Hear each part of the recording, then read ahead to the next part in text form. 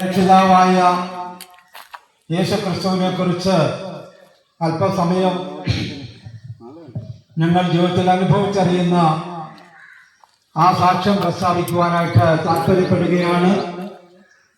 കേൾവിക്കാരായിരിക്കുന്ന പ്രദേശവാസികളെ ഈ ശബ്ദാവധിക്കുള്ളിലേക്ക് ഞങ്ങൾ സ്വാഗതം ചെയ്യുകയാണ്.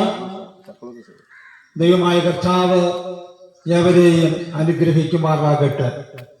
ചെങ്ങന്നൂരിന്റെ വിവിധ മേഖലകളിൽ നിന്ന് ഈ പ്രദേശത്ത് കടന്നു വരുവാൻ സർവകൃപാലുവായ ദൈവം സഹായിച്ചു. ഇന്ന് ഞങ്ങൾക്ക് പറയുവാനുള്ളത് കേരളം എന്ന് കേട്ടാൽ സാക്ഷര കേരളം, സുന്ദര കേരളം എന്നാണ് പറയപ്പെടുന്നത്. ഈ സാക്ഷര കേരളം, സുന്ദര കേരളം എന്ന് പറയുന്ന ഇത്ര ശ്രേഷ്ഠമേറിയ ഈ സംസ്ഥാനത്ത് പോലും എന്തുകൊണ്ടാണ് മനുഷ്യർ നിത്യേന മൃഗതുല്യമായ ജീവിത ശൈലിയിലേക്ക് കടന്നുപോയിക്കൊണ്ടിരിക്കുന്നത്? ദൈവത്തിന്റെ വചനമായ ബൈബിൾ എങ്ങനെ പറയുന്നു? മാനത്തോടിരിക്കുന്ന മനുഷ്യൻ വിവേകഹീനനായി തീർന്നാൽ നശിച്ചു പോകുന്ന മൃഗങ്ങൾക്ക് തുല്യരത്രേ. മാനത്തോടിരിക്കുന്ന മനുഷ്യൻ വിവേകഹീനനായി തീർന്നാൽ നശിച്ചു പോകുന്ന മൃഗങ്ങൾക്ക് തുല്യരത്രേ. നാം സൃഷ്ടിപ്പിനെ കുറിച്ച് പഠിക്കുമ്പോൾ ആദിയിൽ ദൈവം ആകാശവും ഭൂമിയും സൃഷ്ടിച്ചു എന്ന് പറഞ്ഞു തുടങ്ങി. 2-ാം അധ്യായം 7-ാമത്തെ വാക്യത്തിലേക്ക് വരുമ്പോൾ യഹോവയായ ദൈവം നിലത്തെ പൊടികൊണ്ട് മനുഷ്യനെ നിർമ്മിച്ചിട്ട് മൂക്കിൽ കൂടെ ജീവശ്വാസമോദി ദൈവം മനുഷ്യനെ ജീവനുള്ള ദേഹിയാക്കി തീർത്തു എന്നാണ് തിരുവചനം പഠിപ്പിക്കുന്നത്. ഈ ജീവനുള്ള ദേഹിയാക്കി മനുഷ്യനെ തീർത്തതിന്റെ ഉദ്ദേശം മനുഷ്യൻ തന്റെ സൃഷ്ടിതാവായ ദൈവത്തെ ആരാധിച്ചും ദൈവത്തിൽ നിന്ന് നന്മ പ്രാപിച്ചുകൊണ്ട് ജീവിതം നയിക്കണമെന്നുള്ളത്. എന്നാൽ ഈ കൊച്ചു കേരളം മാത്രമല്ല, ലോകത്തെമ്പാടും നാം ഒന്ന് പരിശോധിച്ചാല് ഇന്ന് ഭയാനകമായ സംഭവങ്ങളാണ് നടന്നുകൊണ്ടിരിക്കുന്നത്. രാജ്യത്തോടെ എതിർത്തുകൊണ്ടിരിക്കുന്ന യുദ്ധങ്ങളെക്കുറിച്ചും യുദ്ധഭീഷണികളെ കുറിച്ചും നാം കേട്ടുകൊണ്ടിരിക്കുമ്പോൾ അതിനേക്കാൾ ഉപരിയായിട്ട് മനുഷ്യൻ എന്ന് പറയുന്ന വാക്കിനൊരർത്ഥമുണ്ട്. ഭേദാഭേദങ്ങളെ തിരിച്ചറിയുവാൻ കഴിവുള്ളവൻ,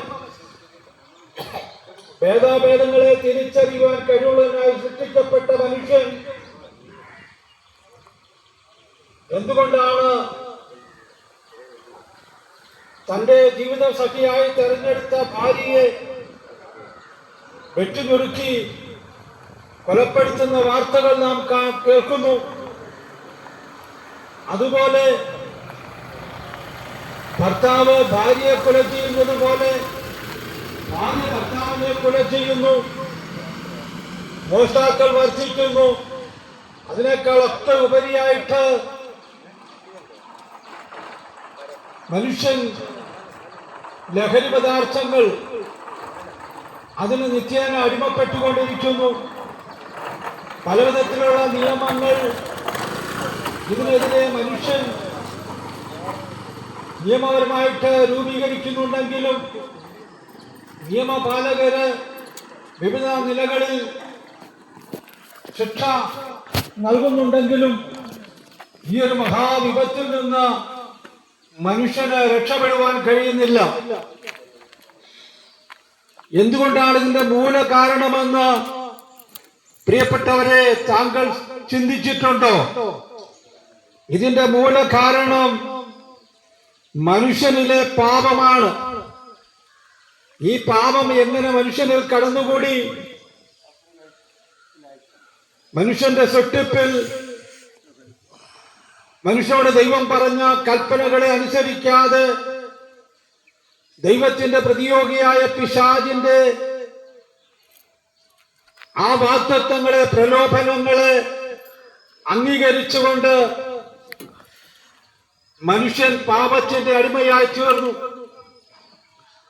ആ പാപത്തിന്റെ അടിമയായി തീർന്ന മനുഷ്യൻ അത് കാലാകാലങ്ങളിൽ വിവിധ നിലകളിൽ ഈ കൊടിയ പാപങ്ങൾ ചെയ്തുകൊണ്ട് മുന്നോട്ട് പോവുകയാണ്. ദൈവത്തിന്റെ കൃപയാൽ പറയട്ടെ, കഴിഞ്ഞ ദിവസക്കാലം ഞാനൊരു വാർത്ത കണ്ടു. സാധു സുന്ദർ സിംഗ് എന്ന് പറയുന്ന ഒരു മനുഷ്യൻ, പഞ്ചാബിലെ ഠാക്കൂർ വംശത്തിൽ ഏറ്റവും അറിയപ്പെടുന്ന ഒരു ധനാഢ്യ കുടുംബത്തിൽ ജനിച്ച വ്യക്തിയായിരുന്നു ഈ സാധു സുന്ദർ സിംഗ്. ആ സാധു സുന്ദർ സിംഗ് തന്റെ ചെറുപ്രായം തൊട്ട് തന്റേതായ മതചിന്തകള്, അതിൻ്റെതായ മതഗ്രന്ഥങ്ങളൊക്കെ പഠിച്ചുകൊണ്ട് ചെറുപ്രായത്തിൽ തന്നെ മതഗ്രന്ഥങ്ങൾ പഠിച്ച ഒരു വ്യക്തിയായിരുന്നു. അദ്ദേഹം ഒരു ക്രിസ്ത്യാനി അല്ലായിരുന്നു. താൻ സ്കൂളിൽ പഠിച്ചുകൊണ്ടിരിക്കുമ്പോൾ അവിടെ കടന്നു ചെന്ന ഒരു മിഷണറി അവിടെയുള്ള കുട്ടികൾക്ക് ബൈബിൾ ദാനം ചെയ്തു. അങ്ങനെ സാധു സുന്ദർ സിംഗിന്റെ കയ്യിൽ കിട്ടിയ ബൈബിൾ അദ്ദേഹം മറ്റു കുട്ടികളുടെ മുമ്പിൽ വെച്ച് വലിച്ചു കീറി തീയിലിട്ട് ചുട്ടുകളഞ്ഞു. ആ ബൈബിൾ വലിച്ചു കീറി ചുട്ടുകളഞ്ഞതിനു ശേഷം ഈ സാധു സുന്ദർ സിംഗിന്റെ ജീവിതത്തിൽ സ്വസ്ഥതയോ സമാധാനമോ ഇല്ലാത്ത ഒരു അന്തരീക്ഷത്തിലേക്ക് വന്നു. അദ്ദേഹം തന്റെ യൗവന പ്രായത്തില് ആത്മഹത്യ ചെയ്യുവാനായി ആഗ്രഹിച്ചു. താന് ആത്മഹത്യ ചെയ്യുവാൻ ആഗ്രഹിച്ചു. കാരണം താൻ പഠിച്ച മതം പഠിപ്പിക്കുന്ന ദൈവങ്ങള് സ്വസ്ഥത അനുഭവിക്കുവാൻ അദ്ദേഹത്തിന് അവസരമുണ്ടാക്കിയില്ല. അദ്ദേഹത്തിന്റെ മതചിന്തകളോ അദ്ദേഹം വിളിച്ച ദേവതകളോ അദ്ദേഹത്തിന് സ്വസ്ഥത നൽകാതെ വന്നപ്പോൾ അദ്ദേഹം ഇങ്ങനെ തീരുമാനിച്ചു, റെയിൽവേ ട്രാക്കില് തലവെച്ച് മരിക്കുവാനായിട്ട് ആഗ്രഹിച്ചു. അങ്ങനെ അദ്ദേഹം മരിക്കുവാൻ ആഗ്രഹിച്ച് തന്റെ ഭവനത്തിൽ തന്റെ മുറിയില് ഇരുന്നുകൊണ്ട് ഇങ്ങനൊരു ചിന്തയിൽ അദ്ദേഹം പറഞ്ഞു, ജീവനുള്ള ദൈവമുണ്ടെങ്കിൽ ആ ദൈവം എനിക്ക് വെളിപ്പെടട്ടെ എന്ന് പറഞ്ഞുകൊണ്ട് അദ്ദേഹം തന്റെ മുറിയിൽ ഏകനായി പ്രാർത്ഥിച്ചു. അദ്ദേഹത്തിന് അങ്ങനെ ജീവനുള്ള ദൈവത്തെ കണ്ടെത്തുവാൻ കഴിഞ്ഞില്ല എങ്കിൽ അദ്ദേഹം ആത്മഹത്യ ചെയ്യുവാൻ തീരുമാനിച്ചിരിക്കുമ്പോൾ ആ ദിവസം അദ്ദേഹത്തിന്റെ മുറിയിൽ ഒരു വലിയ വെളിച്ചം പ്രത്യക്ഷപ്പെട്ടു. ആ വെളിച്ചത്തിന്റെ നടുവിൽ ക്രൂശിക്കപ്പെട്ട ക്രിസ്തുവിന്റെ കരം, ആണിപ്പാടുള്ള യേശു ക്രിസ്തുവിന്റെ കരം അദ്ദേഹത്തിന് വെളിപ്പെട്ടു. ആ അനുഭവം അദ്ദേഹത്തിന്റെ അന്തരാത്മാവിൽ സമാധാനം പകർന്നു. ആ സമാധാനം അനുഭവിക്കുവാൻ കഴിഞ്ഞ സാധു സുന്ദർ സിംഗ് ഇന്ത്യ മഹാരാജ്യം കണ്ടിരിക്കുന്ന ഏറ്റവും ശ്രേഷ്ഠനായ ഒരു മിഷണറിയായി മാറിയ ചരിത്രം പഠിക്കുന്ന വിദ്യാർത്ഥികൾക്കോ ചരിത്രം പഠിക്കുന്നവർക്കോ അറിയുവാൻ കഴിയും. അങ്ങനെ ഇന്ത്യ കണ്ട ഏറ്റവും ശ്രേഷ്ഠനായ ഒരു മിഷണറിയായി സാധു സുന്ദർ സിംഗ് മാറി. ഇത് സാധു സുന്ദർ സിംഗിന്റെ മാത്രം ജീവിതാനുഭവമല്ല. എന്നോടുകൂടെ ഇവിടെ ആയിരിക്കുന്ന പല പ്രിയപ്പെട്ടവരും ആയതുപോലെയുള്ള അനുഭവങ്ങളിലൂടെ ക്രിസ്തീയ വിശ്വാസത്തിലേക്ക് വന്നവരാണ്. എന്റെ പേര് മോഹനനെന്ന്. ഞാൻ 1993 ജൂൺ മാസത്തിൽ യേശു ക്രിസ്തുവിനെ രക്ഷകനും കർത്താവുമായി സ്വീകരിക്കുവാനുണ്ടായ പശ്ചാത്തലം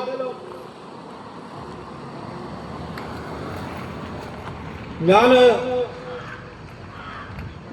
ഒരു ഹൈന്ദവ പശ്ചാത്തലത്തിലുള്ള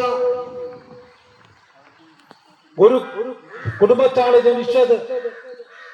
എൻ്റെ അമ്മയും വളരെ ഭക്തയായ ഒരു സ്ത്രീയായിരുന്നു. ഒരു ക്ഷേത്രത്തിൽ കൃത്യമായി ഷഷ്ഠവ്രതമൊക്കെ എടുക്കുന്ന വ്യക്തിയായിരുന്നു. എന്നാൽ എൻ്റെ അമ്മയുടെ മരണം അത് എൻ്റെ ജീവിതത്തെ വല്ലാതെ പിടിച്ചുലച്ചു. അങ്ങനെ ഞാൻ ദൈവത്തെ അന്വേഷിച്ചുകൊണ്ട്, വേദപുസ്തകത്തിൽ ഇങ്ങനെ ഒരു വാക്യമുണ്ട്, ദൈവത്തെ അന്വേഷിക്കുന്ന ബുദ്ധിമാനുണ്ടോ എന്ന് കാണുവാൻ സ്വർഗത്തിൽ നിന്ന് ദൈവം മനുഷ്യപുത്രന്മാരെ നോക്കുന്നുവെന്ന്. ദൈവത്തെ അന്വേഷിച്ചുകൊണ്ട് ഇന്ന് കേരളത്തിൽ അറിയപ്പെടുന്ന അനേക പുണ്യക്ഷേത്രങ്ങളും പുണ്യമലകളും കയറിയിറങ്ങി സ്വസ്ഥതയും സമാധാനവും അനുഭവിക്കുവാൻ വേണ്ടി ശബരിമലയിലും ശിവഗിരി മലയിലും മലയാറ്റൂർ മലയിലും മറ്റനേക ക്ഷേത്രങ്ങളിലുമൊക്കെ കയറിയിറങ്ങിയ എന്റെ ജീവിതത്തിൽ സ്വസ്ഥതയോ സമാധാനമോ അനുഭവിക്കുവാനായിട്ട് കഴിഞ്ഞില്ല. ഞാനും ഒരു ദിവസം അങ്ങനെ ആഗ്രഹിച്ചു ആത്മഹത്യ ചെയ്യുക. അങ്ങനെ ആ ഒരു തീരുമാനമെടുത്തുകൊണ്ട് ഭവനത്തിൽ നിന്ന് പുറപ്പെട്ട്, എന്നാൽ അന്നെന്റെ ചിന്ത ഇങ്ങനെയാണ്, ഫസ്റ്റ് ഷോ സിനിമ കാണുക, അതിനുശേഷം താൻ വാങ്ങിച്ച വിഷം അത് കഴിച്ച് ആത്മഹത്യ ചെയ്യണമെന്നൊക്കെ ഇങ്ങനെ ആഗ്രഹിച്ചു. അങ്ങനെ ആഗ്രഹിച്ച് എൻ്റെ ഒരു സ്നേഹിതൻ, ഒരു സഹോദരൻ, അദ്ദേഹം ഒരു ക്ഷേത്ര പൂജാരിയൊക്കെ ആയിരുന്നു. അദ്ദേഹവുമായിട്ടൊക്കെ ഇങ്ങനെ സംസാരിച്ചുകൊണ്ടിരിക്കുമ്പോൾ 2 വർഷം മുമ്പ് സുവിശേഷവുമായി കടന്നു വന്ന, യേശുക്രിസ്തുവിന്റെ സ്നേഹത്തെക്കുറിച്ച് പറയുവാൻ കടന്നു വന്ന ഒരു ദൈവദാസനുമായിട്ട് തർക്കിക്കുകയും വാദിക്കുകയും ഒക്കെ ചെയ്തു. അങ്ങനെ മുന്നോട്ട് പോകുമ്പോഴാണ് ഈ ജീവിതാനുഭവം വന്നത്. അപ്പോൾ ഈ സോമൻ എന്ന് പേർ പറയുന്ന ദൈവദാസന്റെ ഭവനത്തിലേക്ക് പോകുവാൻ ഒരാത്മപ്രേരണ ലഭിച്ചതിന്റെ പശ്ചാത്തലത്തിൽ ഞാൻ ആ ദൈവദാസന്റെ ഭവനത്തിൽ ചെന്നു. അവിടെ ദൈവത്തിന്റെ വചനത്തെ പറ്റി പഠിക്കുന്ന ചില സഹോദരന്മാരെ പറ്റി കാണുവാനിടയായി തോന്നി. എന്നാൽ അവർ പറഞ്ഞ സാക്ഷ്യങ്ങളൊന്നും എന്റെ ജീവിതത്തിൽ വിശ്വാസത്തിലേക്ക് കടന്നു വന്നില്ല. ആ ദൈവദാസന്റെ ഭവനത്തിൽ നിന്ന് ഞാൻ എന്റെ ഭവനത്തിലേക്ക് മടങ്ങിപ്പോയി. ആ ദൈവദാസന്റെ ഭവനത്തിൽ കടന്നു ചെന്ന അന്നത്തെ എന്റെ ചിന്ത ആ രാത്രിയിൽ ആത്മഹത്യ ചെയ്യണമെന്നുള്ളതായിരുന്നു. പക്ഷേ സകല ഹൃദയങ്ങളെയും അറിയുന്ന, സകല മനുഷ്യനെയും അറിയുന്ന സർവശക്തനായ ദൈവം എന്റെ യാത്രകളൊക്കെയും വീക്ഷിച്ചുകൊണ്ടിരുന്നു. അങ്ങനെ ആത്മഹത്യ ചെയ്യാൻ ഒരുങ്ങിയ ആ രാത്രിയിൽ ഞാൻ കിടന്നുറങ്ങിയത് ദൈവത്തിന്റെ ദാസന്മാരായ, സുവിശേഷ വേലയ്ക്ക് വേണ്ടി സമർപ്പിക്കപ്പെട്ട ദൈവത്തിന്റെ ദാസന്മാർ വചനം പഠിക്കുന്ന ആ വേദവിദ്യാലയത്തിലായിരുന്നു. അടുത്ത ദിവസം ഞാൻ എന്റെ ഭവനത്തിലേക്ക് കടന്നുപോയി. ആ സ്ഥലം തിരുവല്ലയിൽ നിന്നും കിലോമീറ്ററുകൾ ദൂരം, വൈക്കമെന്ന് പറയുന്ന സ്ഥലമാണ്. അവിടെ കടന്നു ചെന്ന, ഞാനന്ന് വിവാഹിതനാണ്, ഒരു പൈതലുണ്ട്. ഇതെല്ലാം മറന്നുകൊണ്ടാണ് ആത്മഹത്യയ്ക്ക് ഒരുങ്ങിയത്. എന്നാൽ അന്ന് രാത്രിയിൽ ഭാര്യയുടെ ഭവനത്തിൽ കിടന്നുറങ്ങുന്ന സമയത്ത് എനിക്ക് ഒരു അനുഭവം ഉണ്ടായി. അതാണ് ഞാൻ സാധു സുന്ദർ സിംഗിന്റെ വിഷയം പറയുവാൻ എന്നെ പ്രേരിപ്പിച്ചത്. ഞാൻ കിടക്കുന്ന മുറിയിൽ അതിശക്തമായ പ്രകാശം, 1000 മെർക്കുറി ലൈറ്റ് ഒരുമിച്ച് തെളിച്ചാൽ അത്രയും പ്രകാശം ഉണ്ടാവുകയില്ല. അതുപോലെ ശക്തമായ ഒരു പ്രകാശത്തിന്റെ നടുവിൽ ഒരു കരം വന്നു നിന്നിട്ട് ആ കരത്തിന്റെ കൈവെള്ളയുടെ ഭാഗത്ത് നിന്ന് രക്തത്തുള്ളികൾ എന്റെ മുഖത്തേക്ക് ഒഴുകി വീഴുന്ന കാഴ്ച കാണുവാനിടയായി. ആ കാഴ്ച സ്വപ്നത്തിലൂടെയാണെങ്കിലും വളരെ വ്യക്തമായിട്ടാണ് അത് അനുഭവപ്പെട്ടത്. അങ്ങനെ ആ അനുഭവത്തിന് ശേഷം എന്റെ ജീവിതത്തിൽ ഞാൻ അന്നുവരെ അനുഭവിച്ചിട്ടില്ലാത്ത വലിയൊരു സന്തോഷവും സമാധാനവും അനുഭവിക്കുവാനായിട്ട് കഴിഞ്ഞു. അങ്ങനെ ഈ ദർശനം പിന്നത്തേത് ദൈവത്തിന്റെ വചനമായ ബൈബിളിലൂടെ എനിക്ക് മനസ്സിലാക്കുവാൻ കഴിഞ്ഞു. ക്രൂശിക്കപ്പെട്ട ക്രിസ്തു മറ്റ് ഉലക മഹാന്മാരെ പോലെ കേവലം മരിച്ച് അടക്കപ്പെട്ട ഒരു വ്യക്തിയല്ല.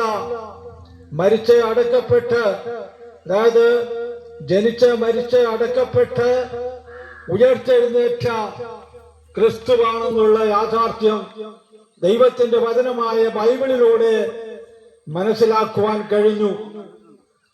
അങ്ങനെ 1993 ജൂൺ മാസം 15-ാം തീയതി ഇതുപോലെ ഒരു സമയത്ത് ഒരു ദൈവദാസന്റെ മുമ്പാകെ വെച്ച് യേശുക്രിസ്തുവിനെ രക്ഷകനും കർത്താവുമായി സ്വീകരിച്ച് ദൈവത്തിന്റെ പൈതലായി തീരുവാനിടയായി. അന്നു മുതൽ ഇന്നുവരെയും ഈ ദൈവസമാധാനം അനുഭവിച്ചുകൊണ്ടിരിക്കുന്നു. യൗവന പ്രായത്തിൽ തന്നെ പുകവലിക്കുന്ന ഒരു വ്യക്തിയായിരുന്നു. മദ്യപിക്കുവാനായിട്ട് പൈസ കൊടുക്കാതെ മദ്യപിക്കുവാനുള്ള സാഹചര്യം എനിക്കുണ്ടായിരുന്നു. കാരണം എന്റെ ഭവനത്തിൽപ്പെട്ട അനേക പ്രിയപ്പെട്ടവര് തെങ്ങ് ചെത്തി കള്ള ഉണ്ടാക്കുന്നവരായിരുന്നു. അതുകൊണ്ട് അങ്ങനെ ഒരു സാഹചര്യത്തിൽ കാശ് കൊടുക്കാതെ കള്ളു കുടിക്കാമായിരുന്നു. അതിനേക്കാൾ ഉപരിയായിട്ട് വില കൂടിയ അനേക വിദേശ മദ്യങ്ങളൊക്കെ കഴിച്ച അനുഭവമുണ്ട്. എന്നാൽ ഈ വിദേശ മദ്യം കഴിച്ചും കഞ്ചാവ് ബീഡി വലിച്ചും ഒക്കെ ഉണ്ടായ ആ അസ്വസ്ഥതകളെ കുറിച്ച് ഇന്ന് ഓർക്കുമ്പോൾ, ഇന്നത്തെ യൗവനക്കാരുടെ ജീവിത ശൈലിയെ കുറിച്ച് ഓർക്കുമ്പോൾ വളരെ പ്രയാസങ്ങളാണുള്ളത്. കാരണം ഒരു വ്യക്തി ഒരു കഞ്ചാവ് ബീഡി വലിച്ചു കഴിഞ്ഞാൽ അവന്റെ സുബോധം നഷ്ടപ്പെട്ട് അവൻ ഏത് നിലവാരത്തിലേക്കാണ് പോകുന്നതെന്ന് ആ വ്യക്തി അറിയുന്നില്ല. അതിനോട് ചേർന്ന് വീര്യം കൂടിയ മദ്യങ്ങളും മറ്റുമൊക്കെ കഴിച്ചു കഴിയുമ്പോൾ ആ വ്യക്തി ഒരു മനുഷ്യനായി മാറുകയല്ല. നാം മുമ്പ് കേട്ടതുപോലെ മാനത്തോടിരിക്കുന്ന മനുഷ്യൻ വിവേകഹീനനായി തീർന്നാൽ നശിച്ചു പോകുന്ന മൃഗങ്ങൾക്ക് തുല്യനത്രേ. എന്തുകൊണ്ടാണ് നശിച്ചു പോകുന്ന മൃഗങ്ങൾക്ക് തുല്യൻ എന്ന് പറയുന്നത്? മനുഷ്യനെ സൃഷ്ടിച്ച ദൈവത്തിന് മനുഷ്യനെ കുറിച്ചുള്ള ഒരു പ്രത്യേകത, മനുഷ്യന് മാത്രമേ ആത്മാവുള്ളൂ. മൃഗങ്ങൾക്കോ പക്ഷികൾക്കോ മറ്റു ജീവജാലങ്ങൾക്കോ ജീവനുണ്ട്, പക്ഷെ ആത്മാവില്ല. മനുഷ്യന് ദൈവം തന്റെ മൂക്കിലൂടെ ഊതിയ ആശ്വാസം, അതാണ് മനുഷ്യന്റെ ആത്മാ സാന്നിധ്യം. ഇപ്പൊ ദൈവ സാന്നിധ്യത്തിൽ സൃഷ്ടിക്കപ്പെട്ട മനുഷ്യൻ ആ ദൈവ സാന്നിധ്യം നഷ്ടപ്പെട്ടതുകൊണ്ട് പാപത്തിന്റെ അടിമയായി തീർന്നു. ആ പാപത്തിന്റെ പ്രലോഭനമാണ് മനുഷ്യനെ പാപം ചെയ്യുവാൻ പ്രേരിപ്പിക്കുന്ന പ്രലോഭന ശക്തിയാണ് പിശാച് എന്ന് പറയുന്നത്. ആ പിശാചിന്റെ പ്രലോഭനത്തില് മനുഷ്യൻ മദ്യത്തിന് അടിമയാകുന്നു, മറ്റ് മയക്കുമരുന്നുകൾക്ക് അടിമയാകുന്നു. അങ്ങനെ പറയാൻ അറയ്ക്കുന്നതായ പാപ സ്വഭാവങ്ങളിലേക്ക് കടന്നു പോകുന്നു. നാം ഒരുപക്ഷെ കേട്ടുകേൾവിയില്ലാത്ത സംഭവമായിരിക്കാം. സ്ത്രീകൾ പുരുഷന്മാരെ ഉപദ്രവിക്കുന്നു, നീതിപാലകരെ ഉപദ്രവിക്കുന്നു, ഭർത്താവിനെ ഉപദ്രവിക്കുന്നു, കൊല ചെയ്യുവാൻ കൊട്ടേഷൻ കൊടുക്കുന്നു. അങ്ങനെ ഏതെല്ലാം വികൃതമായ ജീവിത ശൈലിയിലേക്കാണ് മനുഷ്യൻ മാറിക്കൊണ്ടിരിക്കുന്നത്. ഇതിന്റെ എല്ലാം കാരണം മനുഷ്യനിലെ പാപമാണ്. ഈ മനുഷ്യനിൽ കുടിയിരിക്കുന്ന ഈ പാപത്തിൽ നിന്ന് മനുഷ്യനെ രക്ഷിക്കുവാനായി ദൈവം ഒരുക്കിയ ഒരു രക്ഷാപദ്ധതിയുണ്ട്. അവൻ തന്റെ ജനത്തെ പാപത്തിൽ നിന്ന് രക്ഷിക്കുവാനിരിക്കൊണ്ട് യേശു ക്രിസ്തു എന്ന് പേരിടണമെന്ന് വിളിച്ചു പറഞ്ഞുകൊണ്ട് ദൈവത്തിന്റെ ദൂതൻ വിളിച്ചു പറഞ്ഞ പേരാണ് യേശു ക്രിസ്തു. കന്യകയായ ഒരു സ്ത്രീയിൽ പൂജാതനായ യേശുക്രിസ്തു 33 തിരുവയസ്സിൽ മനുഷ്യവർഗത്തിന്റെ പാപങ്ങളെ ഏറ്റെടുത്തുകൊണ്ട് കാൽവരിയിൽ 2 കള്ളന്മാരുടെ മധ്യത്തിൽ ക്രൂശിക്കപ്പെട്ടു. ആ ക്രൂശിന്റെ വചനമാണ് സത്യവേദ പുസ്തകത്തിൽ രേഖപ്പെടുത്തിയിരിക്കുന്നത്. ഈ ക്രൂശിന്റെ വചനം വിശ്വസിക്കുന്നവർക്ക് ദൈവശക്തിയാണ്. ആയതുകൊണ്ട് പാപത്തിന്റെ ചങ്ങലയിൽ നിന്നും മോചനം പ്രാപിക്കുവാൻ പാപത്തെ പച്ചവെള്ളം പോലെ വലിച്ചു കുടിച്ചുകൊണ്ടിരിക്കുന്ന മനുഷ്യൻ പാപത്തിൽ നിന്ന് മോചനം പ്രാപിക്കുവാൻ ഏകമാർഗം, ആ മാർഗത്തെ കുറിച്ചാണ് ഞങ്ങൾ വിളിച്ചറിയിക്കുന്നത്. കർത്താവായ യേശുക്രിസ്തുവിൽ വിശ്വസിക്കുക, എന്നാൽ നീ നിന്റെ കുടുംബവും രക്ഷ പ്രാപിക്കും. എത്രയോ കുടുംബങ്ങളാണ് തകർന്നടിഞ്ഞുകൊണ്ടിരിക്കുന്നത്.